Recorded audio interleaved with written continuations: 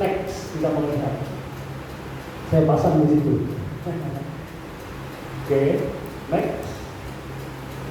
Nah, ini apa? Agar keberlanjutan umat manusia tetap ada dan hewan tidak punah. Oke, next. Nah, kisah berlanjut apa? Kita kenal, saya akan perkenalkan istilahnya sejarah keselamatan. Itu kalau dalam Israel dimulai dengan patriark mereka. Patriark itu apa? Bapa atas manusia. Dan bapa atas manusia siapa? Mulai dikenal? Abraham, bapak orang beriman. Terus Abraham, anaknya siapa? Ishak sama Yakub yang disebut penipu, nanti ganti nama Israel, gitu ya. Nah, itu biasanya dalam doa mereka ada juga mengharapkan dari berkat dari patriark, dari 3 orang tersebut ya. Bukan mengharapkan berkat apa, tapi ingatlah kepada para pendahulu kami janji yang diberikan kepada Abraham, Ishak dan Yakub. Itu orang Yahudi mengklaim hal itu. Nah, sampai ke bangsa Israel. Israel jadi bangsa. Berarti ini tidak hanya bicara di padang gurun, tapi juga bicara ketika mereka menjadi kerajaan, sampai kerajaan terbesar. Berarti sampai perjanjian lama. Sampai kalau dalam Alkitab kita Nabi Maleakhi seperti yang ditulis ya, berdasarkan urutannya. Oke, next. Nah, saya punya pertanyaan nih. Jadi nanti kita jadi pribadi yang cerdas, dimulai dengan yang tadi teologi kerja. Nah, pertanyaannya sebagai berikut. Apakah benar pandangan bahwa Allah tidak bertanggung jawab atas alam semesta setelah menciptakan? Pertanyaan ini nggak perlu dijawab di kertas, tapi nanti itu beda. Ya. Saya ulang lagi, apakah benar adanya pandangan yang beredar bahwa Allah ciptakan saja, tapi setelah itu Allah pergi, tidak bertanggung jawab? Apakah benar demikian? Mungkin ada 1 atau 2 orang yang katakan.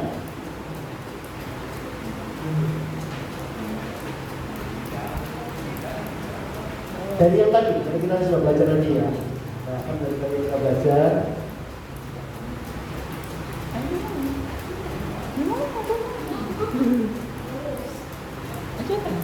Oke, siapa yang mau coba? Oke, ya. Silakan namanya disebutkan. Namanya disebutkan. Nama saya Lia. Ya. Oke, ya Lia. Apakah benar pandangan bahwa Allah tidak bertanggung jawab atas alam semesta setelah menciptakan? Tidak benar, karena Allah setelah menciptakan, kalau kita tahu kalau misalnya Allah itu enggak secara langsung memelihara kita semua, cuman Allah itu memelihara kita dari malaikatnya atau roh kudus yang ada di kita. Oke, baik, terima kasih. Ada jawaban lain? Mungkin ada jawaban lain. Ada jawaban lain? Oke, mungkin mau jawab? Gampang iya, menjawab ya. Antusias ya. Oke, ya. Oke, ya. Kita tanggapi ya. Kalau kita lihat dari yang tadi, kita terbatas sampai PL dulu ya. Nah, jawabannya tidak benar. Allah bertanggung jawab. Kau bisa tahu karena Allah turut serta, Allah memelihara dari zamannya kejatuhannya Adam, setelah kejatuhan Adam sampai ke zaman bapak-bapak Patria, sampai sejarah Israel gitu ya. Kita juga mengenal sejarah keselamatan, Allah juga bekerja. Sejarah keselamatan itu keselamatan bangsa Israel. Kita batasi di PL dulu. Oke, terima kasih untuk kontribusinya. Nah, sekarang kita akan lihat apa kata PB. Mari, next. Nah, gini, saya kasih pengantar. Kalau kita sudah belajar teologi kerja, Bagaimana kita menerapkan hal ini untuk selesaikan masalah-masalah yang ada, masalah-masalah yang tadi ya. Ya, itu gimana kita daratkan supaya nggak hanya jadi konsep, nggak bisa dilakukan. Nah, caranya yaitu satu, resetting. Berarti apa? Kalau resetting berarti itu artinya again, setting artinya mengatur ulang apa? Pola pikir berdasarkan firman Tuhan yang kita pelajari malam hari ini, dan kita harus memelihara pola kehidupan baru. Seperti itu. Karena memelihara itu perlu digarisbawahi ya. Jadi kita tidak bisa diamkan saja, tapi kita harus secara aktif memelihara hal itu. Oke, next. Nah, di dalam PB itu ada nggak keterangan tentang Tuhan memelihara? Kita akan baca Yohanes 17 ayat 12. Selama aku bersama mereka, Yesus dalam pelayanannya, ini maksudnya gitu ya, dalam pelayanannya selama 3,5 tahun, aku memelihara mereka dalam namamu, yaitu namamu yang telah engkau berikan kepadaku. Aku telah menjaga mereka dan tidak ada seorang pun dari mereka yang binasa selain daripada dia yang telah ditentukan untuk binasa. Siapa dia? Yang ditentukan untuk binasa siapa? Bukan Yesus. Kalau binasa ini mati gitu ya. Mati dalam arti konotasi negatif. Tentukan binasa yaitu yang mengkhianati Yudas, dalam hal ini Yudas, supaya genaplah yang tertulis dalam kitab suci. Oke, next. Ada juga di 2 Tesalonika 3 ayat 3-6. Tetapi Tuhan adalah setia, yang akan menguatkan hatimu dan memelihara kamu terhadap yang jahat. Nah, kita lihat Tuhan memelihara dengan cara apa? Menguatkan hati kita dan memelihara kita atau menjauhkan kita daripada yang jahat. Siapa orang jahat yang dimaksud oleh Rasul Paulus pada waktu itu? Okay, next. Kita akan tahu kalau kita baca ayat selanjutnya di ayat 6 mulai. Tetapi kami berpesan kepadamu, saudara-saudara, dalam nama Tuhan Yesus Kristus, supaya kamu menjauhkan diri dari setiap saudara yang tidak melakukan pekerjaannya. Jadi tidak bekerja dalam hal ini. Ada orang-orang seperti itu, dia malas bekerja. Dan yang tidak menurut ajaran yang telah kamu terima dari kami. Berarti sudah belajar, tapi memilih untuk membangkang, begitu ya, nggak mau nurut. Berarti kan ada sesuatu yang lain yang dia yakini dalam hal ini begitu.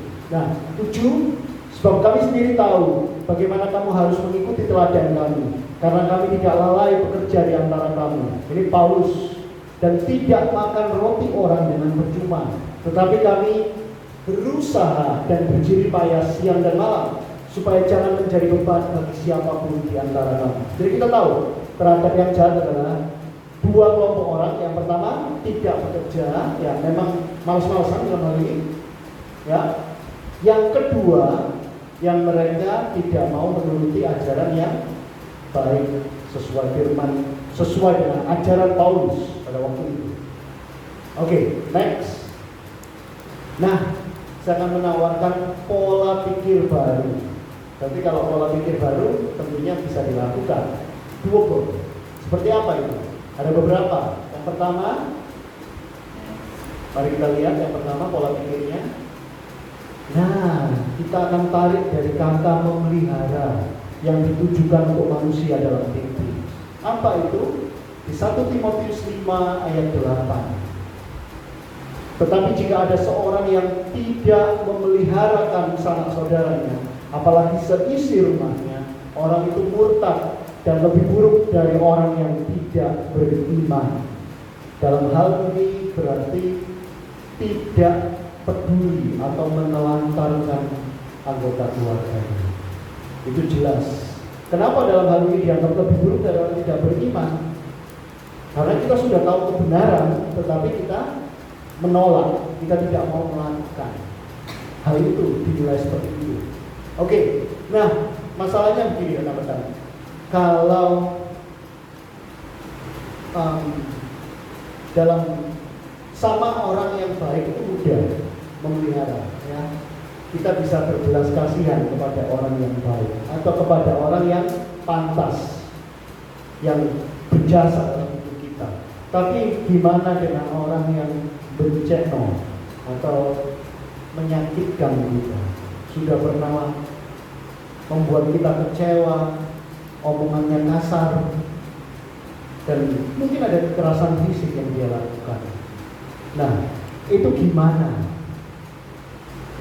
Apakah kita bebas untuk menolak sama dia nggak mau? Kita bebas menolak itu? Bebas ya? Bebas memilih ya? Ya. Bisa dibilang kabar tidak menyenangkannya yaitu kita nggak boleh tebal diri. Jadi kita harus tetap mengasihi orang itu. Seperti itu. Memang nggak mudah. Saya pun juga mengalami ada perlakuan dari orang dekat, tetapi kok seperti ini, gitu ya. Dia tahu saya punya kerinduan, tapi orangnya pasif, diam, tapi tidak mendukung, gitu ya. Nah ini keinginan yang baik tuh, tapi dia diam aja, hanya kayak benerin, gitu ya. Nah, padahal dia berdaya mampu, gitu ya, untuk bisa menolong, tapi dia tidak. Nah, saya pernah mengalami hal itu, dan ketika menyusun ini saya diingatkan tentang hal itu. Jadi memelihara keluarga itu mau nggak mau bicara juga kepada orang yang kurang baik pada kita. Seperti itu. Nah, oke, next. Ya. Nah, ini yang dilakukan manusia, yang diminta oleh Tuhan. Kita tahu, sangat terkenal 2 Timotius 4 ayat 7, aku telah mengakhiri pertandingan yang baik, aku telah mencapai garis akhir, dan aku telah memelihara iman. Jadi kata memelihara ini bingung kan? Apa memelihara iman itu? Mari kita lihat, memelihara iman itu seperti ini, rekan-rekan. Berarti mempertahankan kesetiaan atau iman kepercayaan kepada Yesus. Kalau mempertahankan berarti kira-kira ada nggak yang menggoda kita untuk kita melepaskan? Ya. Ada, gitu ya. Itu bisa saja sesuatu yang dari luar, yang mengenakkan kita. Tetapi malam hari ini kita tahu kita diminta untuk mempertahankan iman. Jadi kita berlaku setia kepada Tuhan Yesus. Next.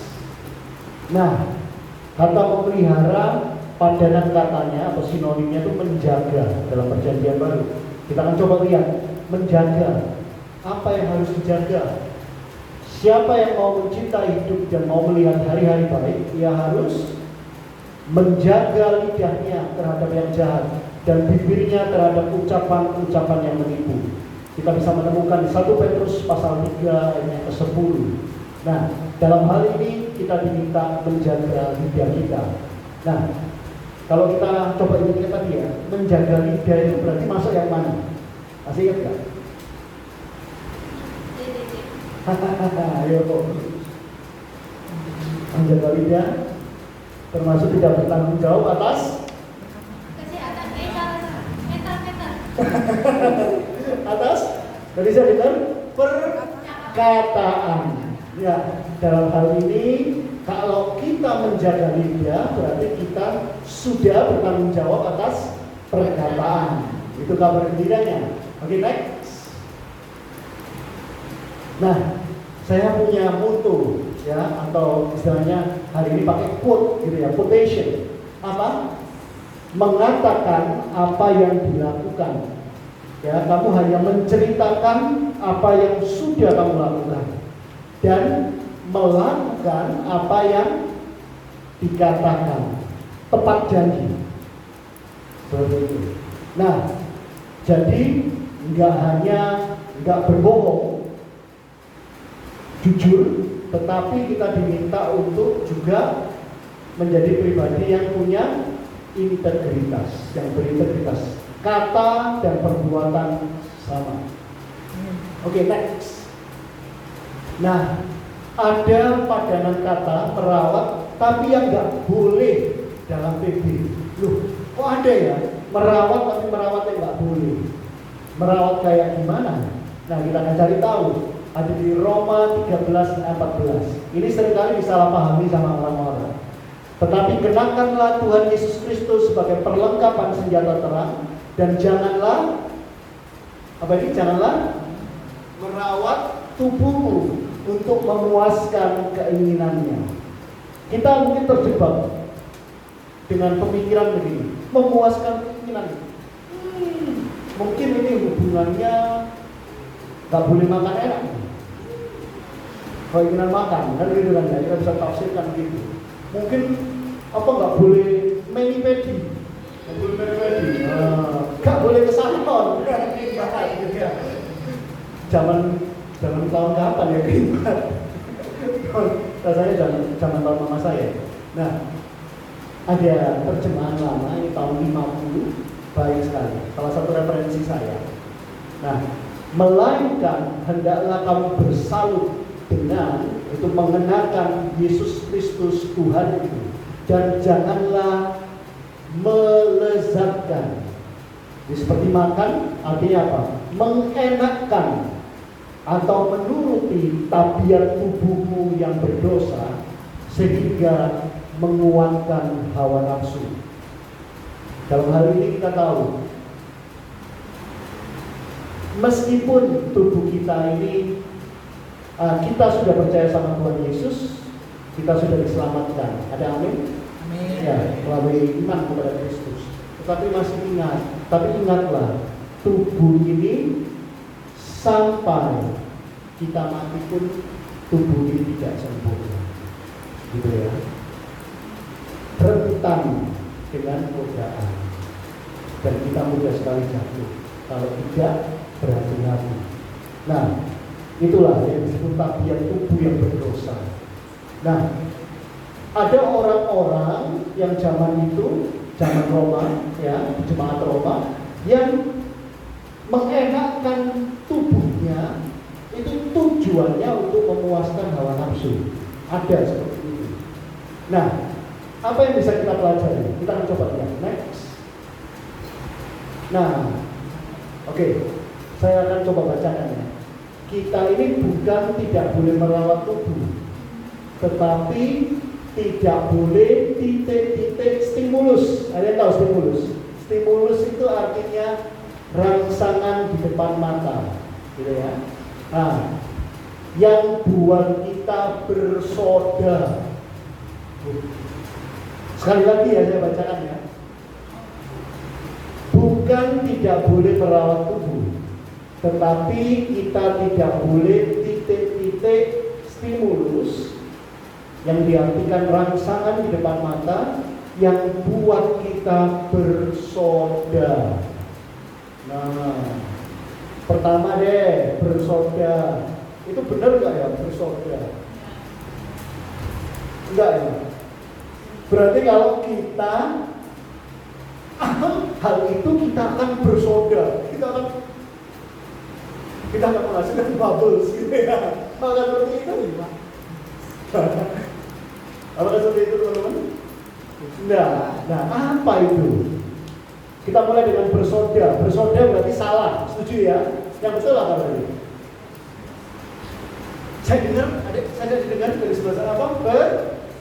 Berdosa, itu yang betul. Bagus. Nah, berdosa ya. Masa bersoda? Oke. Kita kan nggak makan sabun. Ya. Terus tidak boleh apa? Ada konten-konten yang nggak benar, dengan mudah kan, jangan bisa muncul seperti itu. Waktu kita nge-game gitu ya, misalnya itu. Nah, apa itu? Tidak boleh apa? Bebas, ini pertanyaan terbuka. Atau bahasa Inggrisnya open-ended question. Jadi pertanyaan jawabannya bisa lebih dari satu. Dan mungkin benar. Apa ya? Tidak boleh? Itu apa? Tidak boleh marah. Apa? Tidak boleh? Oke? Oke. Hah? Menikam seribu.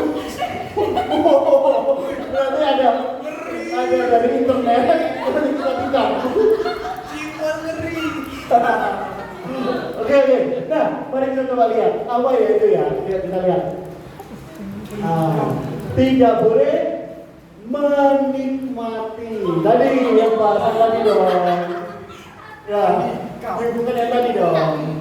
Ya, yang tadi di Roma. Jadi kita tidak boleh menikmati stimulus atau rangsangan di depan mata yang buat kita berdosa. Itu yang benar dari kalimatnya. Seperti itu. Nah, oke. Selanjutnya.